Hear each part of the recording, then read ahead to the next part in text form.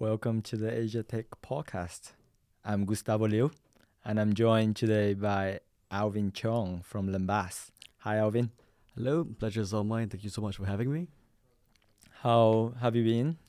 Um, Excellent, top of the world. Just been Busy? busy, so Busy busy doing working. startups? Absolutely, it's never a spare moment for this. Yeah. And you actually come up with your pitch deck now. Everything is ready to rock and roll. I have. It's been quite the journey. You never actually taught all this in school. There's Yeah. no entrepreneur school back in my day, so to have learned everything from scratch, it's Yeah. exciting. Well, let's start off by understanding a little bit about you actually as a founder, Sure. right? Because that is the real, true essence of what makes you entrepreneur. That you don't get to see on pitch decks or you don't get to hear about when you are at a fundraise. So can you tell us a little bit of why did you start doing entrepreneurship? Right. So I never sought out to be an entrepreneur, right? I wrote about this in my founder story in my blog.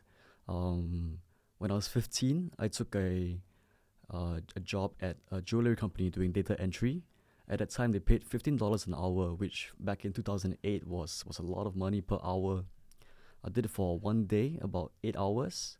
I stepped out of the office, went to the lift lobby, and just puked my guts out all over into the bin. Oh, wow. Yeah, that's when I knew, menial manual labor jobs, not manual labor, but like menial labor. And yeah, just working, trading my time for money, being told what to do, that wasn't for me. And it's very, very visceral reaction, very gut reaction. Like I never thought about it. Yeah. I never complained or whatever. It just what Was it more happened. like the part that you've been told what to do and there was like that structure kind of format? No, it was the mindlessness of it, just dragging from Excel sheet to Excel to from one screen to another, over and over. And then I don't know, it just maybe it was just dizziness, but I knew that from then on, an office job, desk job was not for me. Okay. Yeah, I did explore other more physical jobs in future, but again, didn't take to it. So I've never had a full-time job. Okay. So the corporate world is essentially out of question. Pretty much, yes. Right. I didn't do very well in the academic world either. Okay. Yeah. So what do you mean, like you didn't do very well in the academic world? In terms of like education wise, in terms of going to school, university, you didn't go to university. I did go to University College Dublin. I have a bachelor in business management. But so again, in my founder story, I write that being born and raised in Singapore, the Singapore academic world is very, very strict and very rigorous. You wake up every day at about 5 a.m., 6 a.m. You got to be in school by 7 a.m. Then you're only off work at off school at 1 p.m. And then it's tuition all the way to 4, 5, 6. Barely any time for activities except academia. Yeah. So, and that's for 10 years from when you're 6 years old to 16. Yeah. That's a long, tough decade. And, that's not, I did find out that's not the way in other countries. A bit more relaxed. Yeah. So, But was it more like the essence of being relaxed and being in control of your timing? Or was it more because you wanted to make decisions, your own decisions, you wanted to, essentially run things under your own terms? I think instinctively for myself, it felt that it wasn't the way to go for me. Everybody has their own aptitudes, their own talents and nature. And for me, that just wasn't, following half-hour periods, 1-hour periods, learning subject after subject, and for things that I wasn't interested in. Yeah. Yeah, so I know instinctively I knew that there had to be a better way. Yeah. And at what point did you decide that, okay, now I'm going to go and start my own business? So, I'm an aggressive inline rollerblader, which means I rollerblade in the skate park X Games kind of style. I started when I was 14, and yeah, that just gave me a lot of freedom. And when I was 17, I started exploring importing and retail of rollerblade parts and rollerblades here. That's when I learned, hey, business is actually not that easy, not that hard to figure out by yourself, even with no formal education. Awesome. It's pretty much logic. You just go and do it, right? Exactly. It's just like you just have to figure it out. Ask for a price. If the price is low enough, bring it in, sell it a bit higher. Yeah. Figure it out. Yeah. And so you discovered the secrets of trading, essentially, of importing things. Exactly. Where did you buy from? So I knew the rollerblade brands, and I just contacted the distributor straight away. Of course, when you send an email, no one knows that you're just a 15, 17-year-old boy with no company, asking for price. They'll send you a price list, and then you have a look, and you say, give me a couple of dozens of those, and you're good. So that essentially was what we would say is your first attempt to entrepreneurship, right? You sort of figure out that you could buy and sell stuff. But then how did that come into trend? Did you do any other businesses after that? Yeah. So I ran that skate shop for about 2 to 3 years. Didn't make a loss, but of course the market here wasn't big enough to have a decent profit either. But it gave me a lot of valuable experience, and then I closed it down shortly after.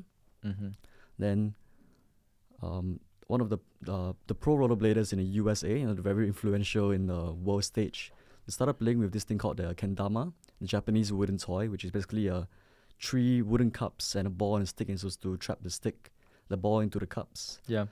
So and then I was the first one to bring that into Singapore, and then it went viral. It caught on. Yeah. All the primary and secondary schools, kids started playing it about 2 years ago. Yeah, so I apologize to all primary and secondary school teachers for that.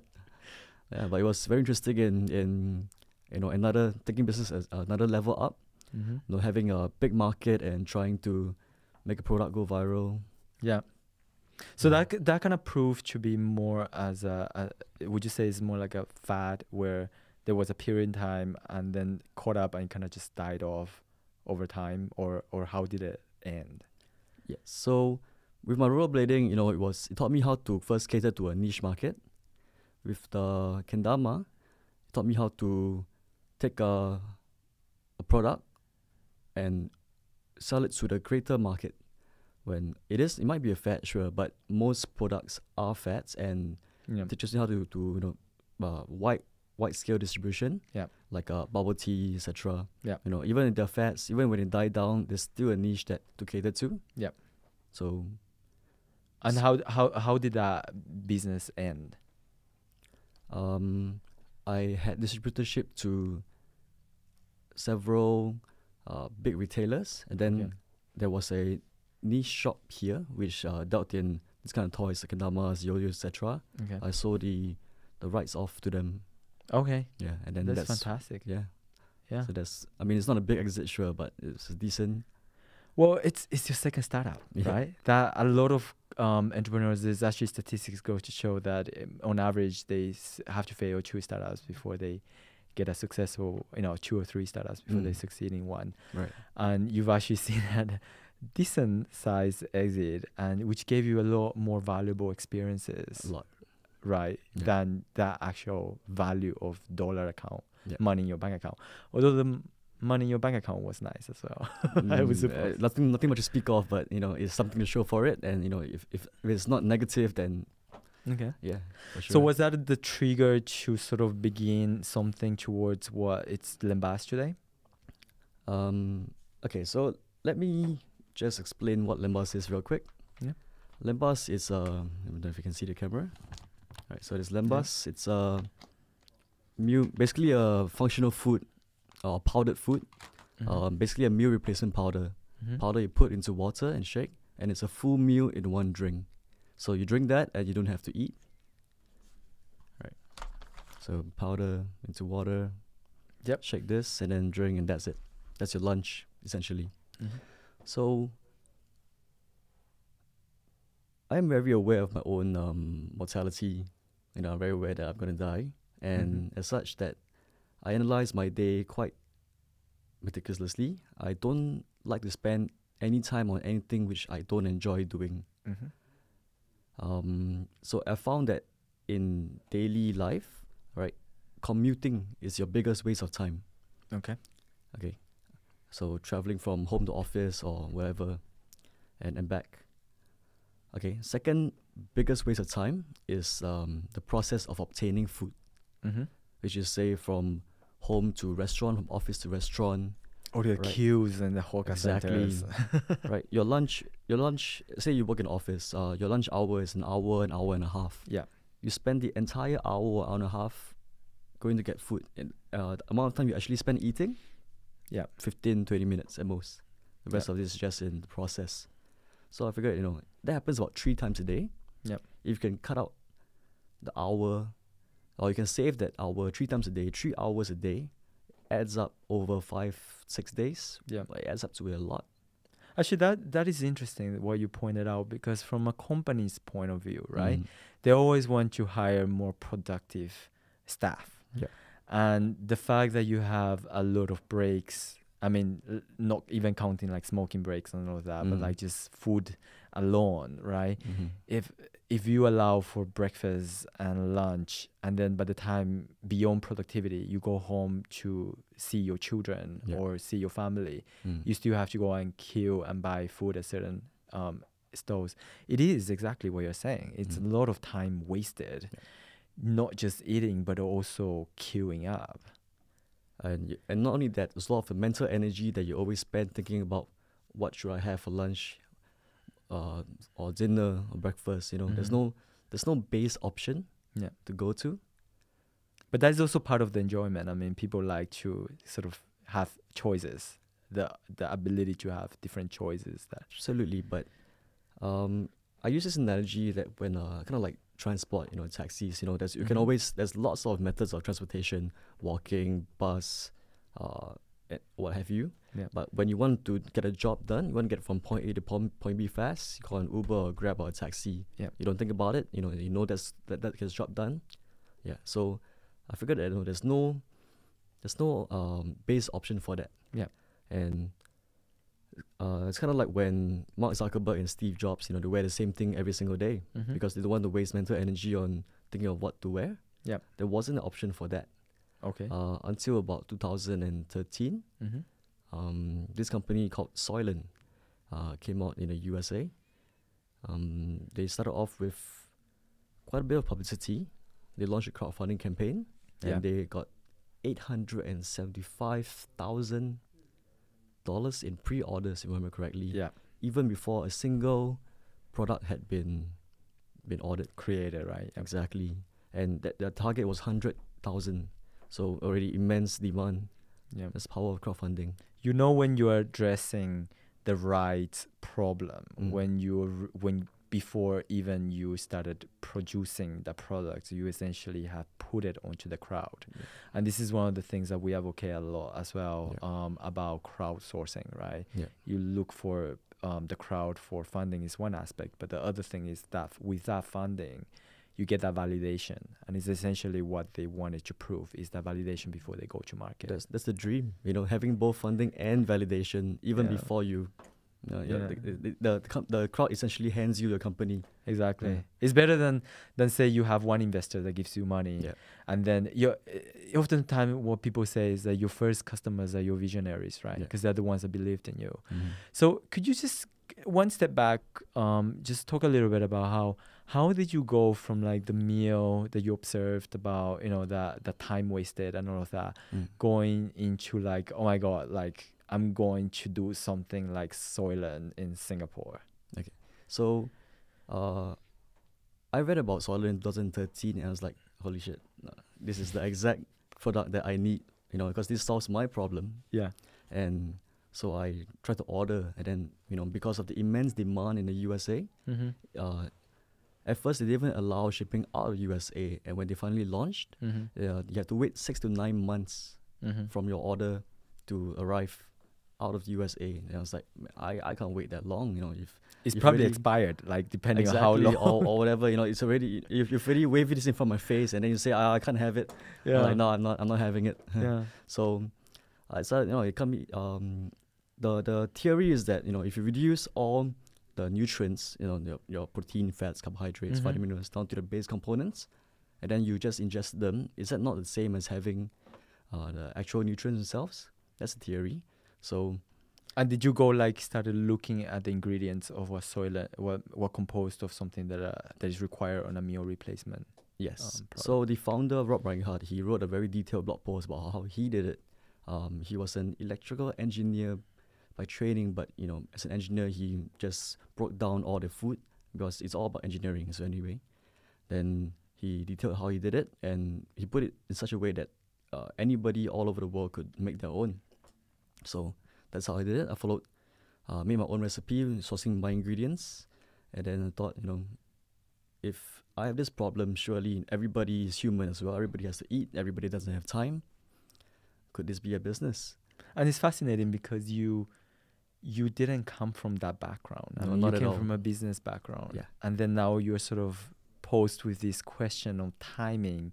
Obviously, all problems come out of necessity, right? That's how startups are created. But then with you, it's a completely different area, which is nutrition now that you're stepping on. How did you feel at that point in time? Was there a level of uncertainty, or was it sort of something like when you were doing your rollerblade skates, that export-import, you didn't quite understand it, so now you kind of stepping on similar kind of grounds? So I knew nothing about nutrition at all, way out of my depth. Fortunately, I had a nutritionist friend who helped me out with the skeleton of the recipe. Then I found a food technologist whose job it is to design recipes like this. Then finally, I found a manufacturer who had a R&D team led by a doctor in nutrition, and then they finished off the recipe. How did you meet this nutritionist? Nutritionist was my friend in Polytechnic. But the manufacturer, how did you meet them? Because it sounded like if you were to ask me to go and find for a food manufacturer, like I would think, how many fire hoops do I have to jump before I find one?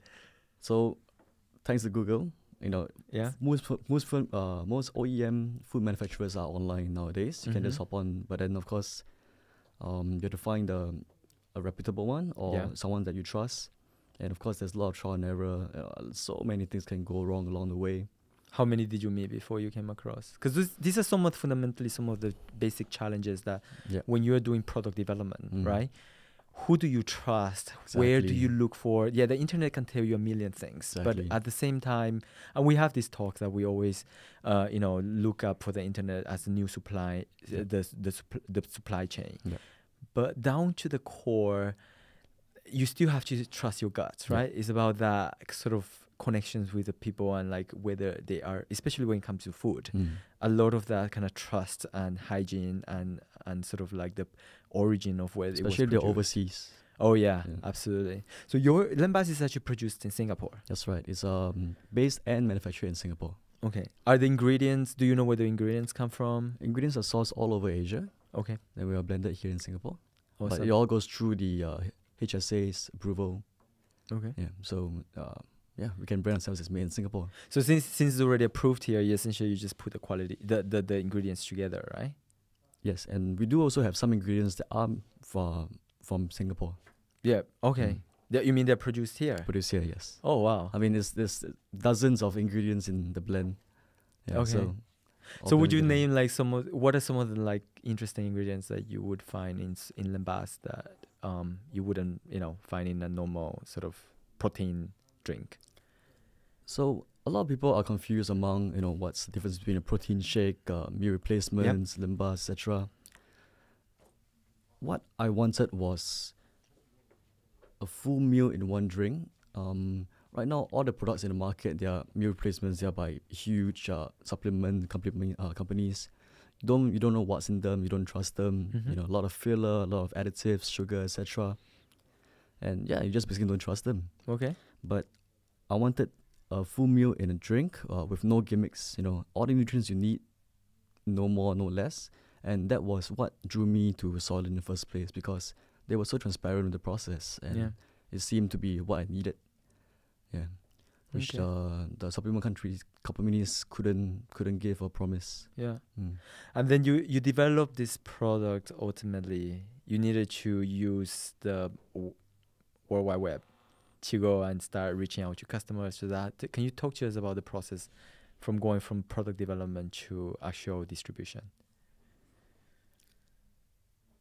From product development, so Going back to what you said about finding the manufacturers, I think I estimate I reached out to about maybe 10 to 15 manufacturers, Yeah. all of from Singapore, Malaysia, Thailand, China, and, just whittling down to a handful. Mm-hmm. Then things that with any hardware or software manufacturer will tell you, if you're overseas, the hardest thing is just getting the prototype together. Yeah. A lot of back and forth on samples, what do you need, adjusting the taste, etc. So all in all, we spent about 3 years in R&D. Wow.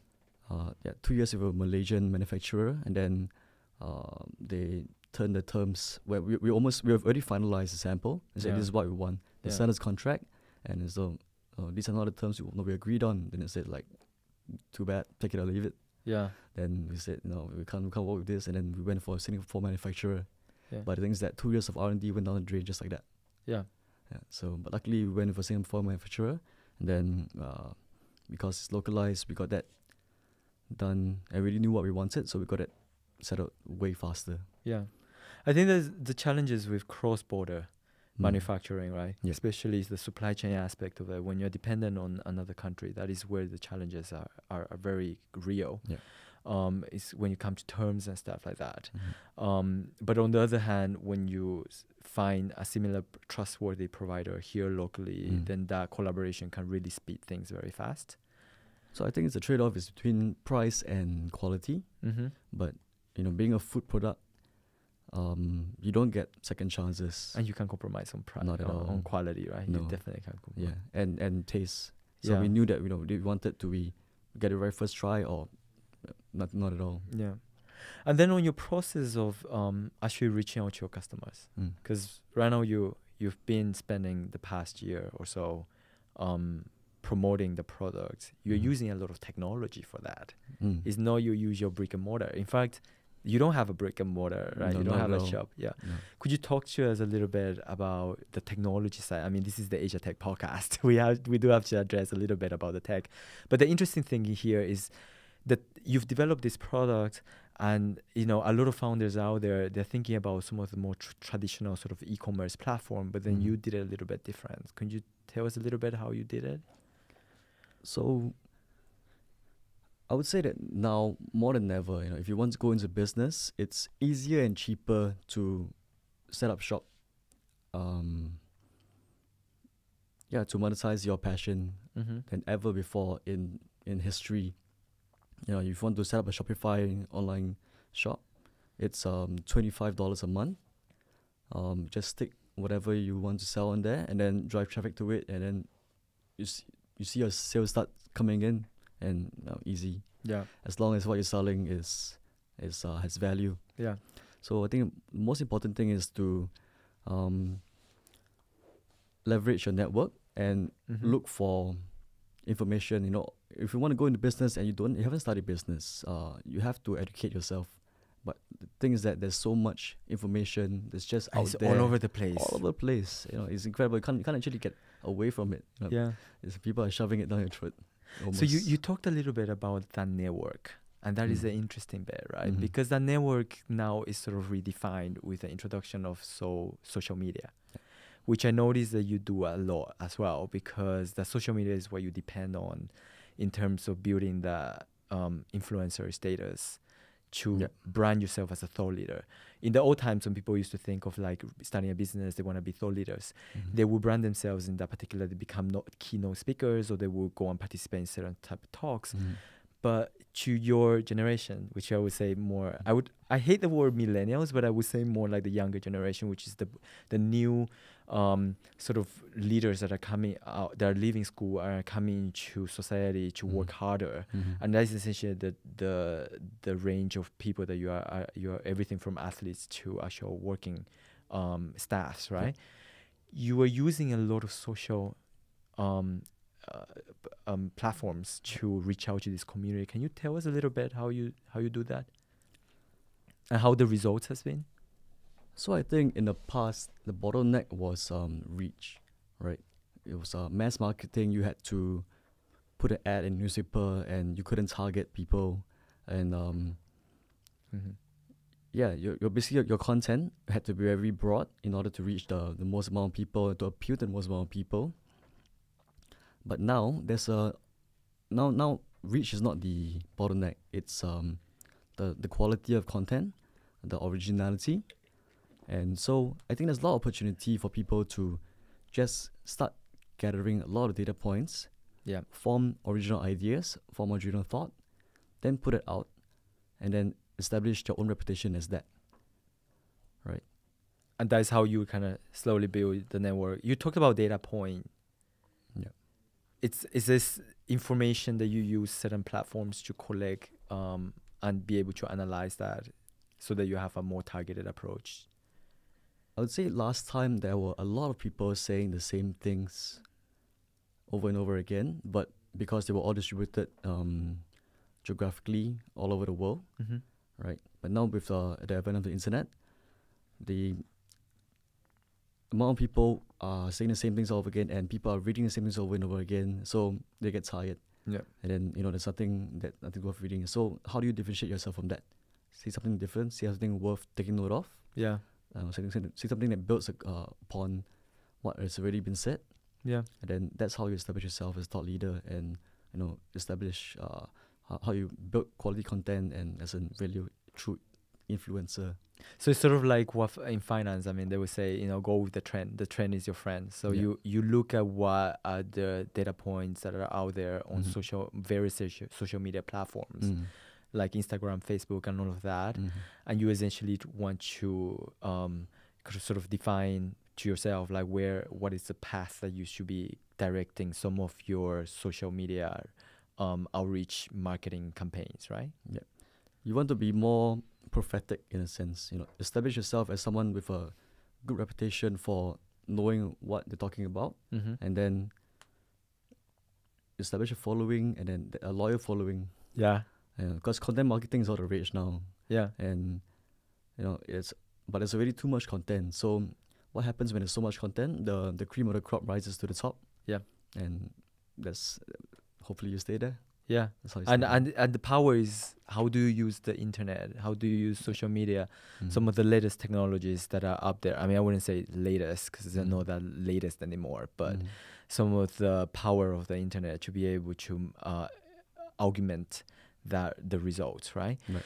Let's talk a little bit about so you have a deck, right? And let's refer a little bit to your deck, because we've addressed a little bit on the business model, and I want to talk a little bit about what are your biggest challenges right now to grow in Lembas.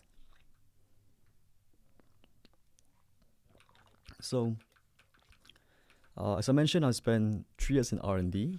Mm-hmm. We've launched for almost a year now. We've been in market for about a year, Yeah. and so far it's been all entirely bootstrapped, and Mm-hmm. I'm the solo founder. So Okay.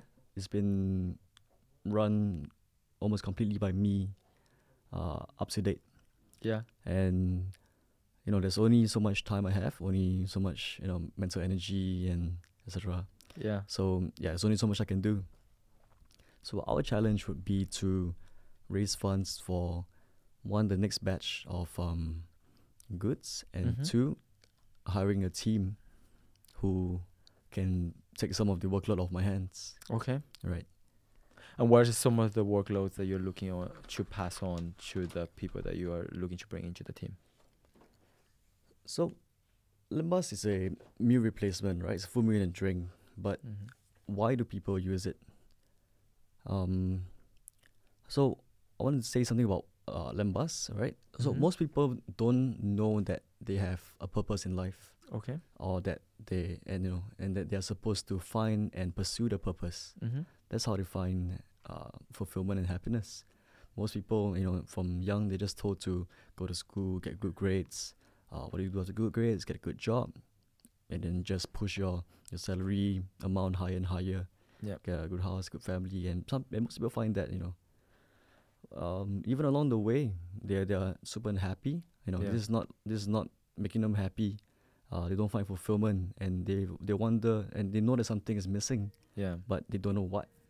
happiness in life is the holy grail that everybody's trying to pursue. Exactly. But nobody has told them what it is, and then yeah, they just end up feeling lost and miserable for decades. Okay. And founding Lembas was the trigger point that gave me my purpose. Okay. You know, it was finally creating something that was useful to other people, Yep. of value to other people, and then all of a sudden it just came out to me, and it's like, you know, people were I finished a product, I put it out into the market, Yeah. and then people emailing me and saying, you know, this product is great, you know, it's saving me time, it's keeping me full when otherwise I would have skipped meals or gone just had a coffee or a snack, and yeah, you're doing a great job, keep doing it. And then I was like, wow, you know, what is this feeling? It's fulfillment. Yeah. Right. It's fulfillment comes from when you're helping other people. Right. Joy is from when you buy a new car or get a new, it's just a temporary thing. Yeah. But fulfillment is from when you help other people, and then it stays there. You know, no one can ever take that away from you. Yeah. And to me, that's the ultimate expression of a person's life. Yeah. So essentially, it's like fulfillment in life. You want to make life more meaningful. And I suppose that vision is essentially what you want to instill in the people that you bring into the organization. As you raise funds, you go on to grow Lembas, and instill that same vision with fulfillment in life. Exactly. Well, Alvin, it's been an absolute pleasure having you on the Asia Tech podcast. Absolutely. The pleasure's all mine. Thank you so much. And good luck with the fundraise. And we look forward to seeing more of Lembas here in Singapore. Definitely will. Thank you. Thank you very much.